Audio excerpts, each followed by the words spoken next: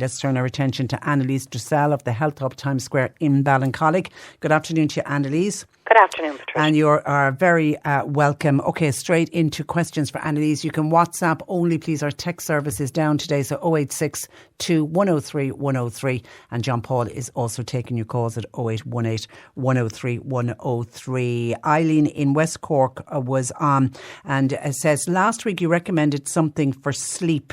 Eileen is having difficulty sleeping at the moment. What can you recommend? I think there's a few ones I often recommend, Patricia. The one that we find we get the best feedback on is a one by a company called NHP Natural Health Practice, and it's called Advanced Sleep Support. It's a blend of about 8 different things for sleep. There's valerian in there, and that will be a typical one for sleeping. Also, there's Irish Botanica do a tincture of valerian, which is very good and strong. It's called Peace and Calm. There's also things like Passiflora in there, or Passiflora, L-Theanine, magnesium. There's some skullcap in there. There is some melissa in there. So there's a lot of different things that help work to kind of bring down the stress hormones in the body, really. And they make you just feel very rested and calm so that you drift into a natural sleep. It's not like a sleeping tablet that knocks you out. So I would suggest try that advanced sleep support to begin with. And if that doesn't work, then you could try some of the other ones, like the Melissa Dream is another common one. Magnesium biglycinate, if you're going for magnesium, is the best for sleep, because the biglycinate element of that is fantastic for, for the calm, focused, quiet neurotransmitter that makes you feel calm enough to go off to sleep, really. Yeah, and I think we've had very hot, muggy nights as well. It's kind of hard to sleep when it's because we don't have air conditioning. Our houses are not set up for it. The heat at night isn't helping. No, that's definitely a factor as well. And so just sleep with a sheet, I suppose, really is the best thing. A window open. Windows open, and actually a couple of people have said to me since I made the suggestion last week, close the curtains during the day. It does actually make a difference. So keep the curtains and the windows closed during the day and only open them then when it gets a bit cooler in the evening. OK, Anya has been on. Question for Anneliese, please. I am taking a statin, and when my cholesterol was last checked, it was at 5.9. I started to take a cholesterol tea containing artichoke, hawthorn and peppermint. Just had my bloods checked and my cholesterol is at 5. Is this a coincidence? I'm interested in Anneliese's opinion. Possibly not. So there's a number of different things that can help lower cholesterol, and that particular tea has got stuff in there that are very supportive of the liver and the liver's ability to make bile. Now, bile, normally we would think about for fat digestion. It's stored in the gallbladder and it's released when we have fat in our food. But actually, bile is an extremely important excretory mechanism for toxins that have been detoxified, including cholesterol, from the liver, that have been broken down, and they bind it to bile, and then the bile takes it out of the body. So artichoke would be fantastic for that. The other things that were mentioned in the tea would be very good for that. So I think this person could also benefit from some other natural things that you can do with your diet to support bile production. One of them is to take a tablespoon of lecithin. It's spelled lecithin, and this is very good. Again, it's kind of full of phospholipids that help you make your bile. And you could just add a tablespoon into a smoothie or a yogurt or on your porridge or breakfast cereal. It's fairly tasteless. And the other very good thing to do is to have something very bitter before you eat your main meal. So we used to take Swedish bitters, Patricia. They've kind of gone from the market, but you can take bitter things like, even a glass of water with some lemon juice in there, or having a salad with bitter greens in there like rocket and watercress, and they all stimulate the gallbladder to start releasing bile, and that'll help get the cholesterol, bind the cholesterol and get rid of it out of the body. Okay, hi. I suffer from severe leg cramps. They start around 5 a.m. in the morning. What can I take to relieve them? Yeah, it's one of the most common things, Patricia, that we talk about on the radio are the leg cramps. And there's a few different reasons that you might be getting leg cramping. So certain deficiencies will make the muscles go into a kind of a spasm and find very hard to release. Calcium deficiency would be one, but it's very uncommon. The second one would be iron deficiency, which can be very common even if people eat red meat, because some people don't really absorb iron very well. The same goes for B12. Both of those you'd get in animal products, particularly red meat, and some people are not good at absorbing these from those foods. So if you've been deficient in the past, that could be a likely problem, or if you go and get your bloods done and it's low, then just taking an iron and B12 supplement will help with that. And then the most common one really is magnesium deficiency. And I think if you read any articles now at the moment in the health journals, they'll say that everyone is deficient in magnesium. I don't think I really believe that. There's certainly no clinical evidence behind it anyway. But I suppose in a diet that would be low in vegetables, particularly green leafy vegetables, you could potentially be a little bit low in magnesium. So taking it can help support those levels. And I always recommend that people take it at night if they can, because it can compete with calcium for absorption. So the last thing you want to do is take a high dose of magnesium and then end up being deficient in calcium, which will affect your bones.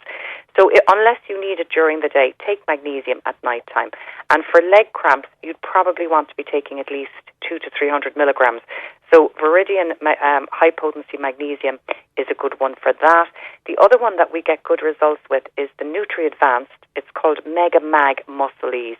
And there's loads of magnesium in there, plus loads of other things to support muscle function. And if any of those don't help, then the only last option, I think, is probably going to your doctor for quinine tablets. Okay, Hannah says, what squash can I add to water that doesn't have aspartame in it? I find water very bland to drink, says Hannah. Yeah, it's very hard to get them, Patricia, that don't have that unnatural sweeteners added to them, because otherwise they'll have a lot of sugar added to them. So then just go and buy yourself a Ribena. But most of those drops, they'd never be able to sweeten them sufficiently with sugar, so they use those alternative sugary supplements, and there's loads of evidence to show that they're not good for you in the long term. But you know what I would often do is I would add a couple of drops of essential oil into my water bottle. I use a lot the doTERRA oils. They're very good. They're very high quality. And they do lovely blends. I use one called Slim and Sassy sometimes. It's very good for stopping sugar cravings. Sometimes I'd use a lemon. Sometimes I'd use peppermint. And that flavours your water beautifully. So you don't have to get the expensive ones either. A small drop of any essential oil isn't going to, even if it's not food grade, is not going to harm you and will definitely make your water taste lovely. Okay, that's certainly worth a try. Chris says, could you please ask Anneliese what is best to take for IBS? So that is the $1 million question, Patricia, because you see, an IBS, this kind of, the whole term really gets on my wick, because I think people go to the doctor and they explain their symptoms, which is the symptoms of a bowel that is irritated, and then they're told they've irritable bowel, which actually they've just told the doctor they have anyway. So it doesn't really mean anything, I think. It just means that your bowel is irritated. So you can have both irritable bowel with constipation and diarrhea, and both of them. You can have lots of bloating and pain and cramping. And in my experience, you have to get down to the root cause, of which it's generally one of these three. So if you've taken a lot of medication recently, it could be down to medication. Or if you've been on holidays, you may have picked up something. So if your IBS has started since the time you were on holidays, it's possible you're still harbouring a worm or a parasite or a bacteria that's causing the problem. And then the most common one in my book is food intolerances. And this would be if it's been going on for a very long time. And all of the three of these are exacerbated by stress. So if you can figure out the root cause, taking supplements then in a more kind of focused manner can help. So I'd nearly always recommend a digestive enzyme, which would help break down food more efficiently and just take the pressure off the digestive system and the bowels while there's a bit of healing happening. Then I would do some gut healing with the product. We have a very good one here in the shop that we sell a lot of over the years, and it's by a company called Nature's Plus. It's called GI Nutra Wellness, and it comes in a powder or capsules, and it's a combination of about 12 or 14 different things for supporting the gut and supporting healing. And then the last thing I would recommend would be a probiotic. And again, there's lots of various different good ones.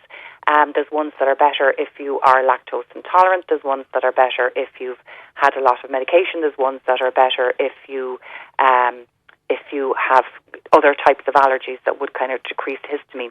So your health shop will guide you to a good one of those. But those, something to support digestion, something to support gut healing, and then a probiotic would be the three basics I would try. And really, as I said, the key is to try and figure out what is the problem, because otherwise you're always just going to be papering up the cracks, you know. And then this is the kind of one when people suffer with backache. Somebody says, what would Anneliese recommend for lower back pain? It's just on one side. Difficult one, really. I suppose it could be a couple of different things. I don't know, is it a pulled muscle? Is it around the kidney area? Would it be a little bit of wear and tear on a disc? And then, you know, sometimes when you have wear and tear on a disc, you tend to tilt to one side, and it puts a lot of strain on the muscle to hold the back up, basically.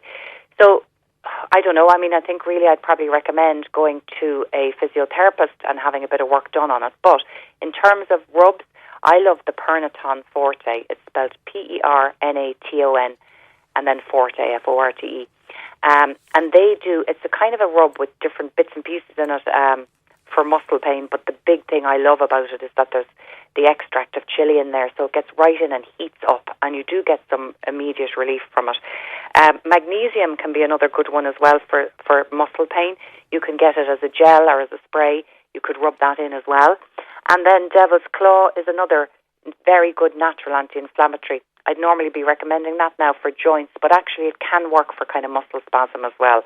So rub any of those in, and if it doesn't really improve, you probably need to go to the physiotherapist. Yeah. Okay.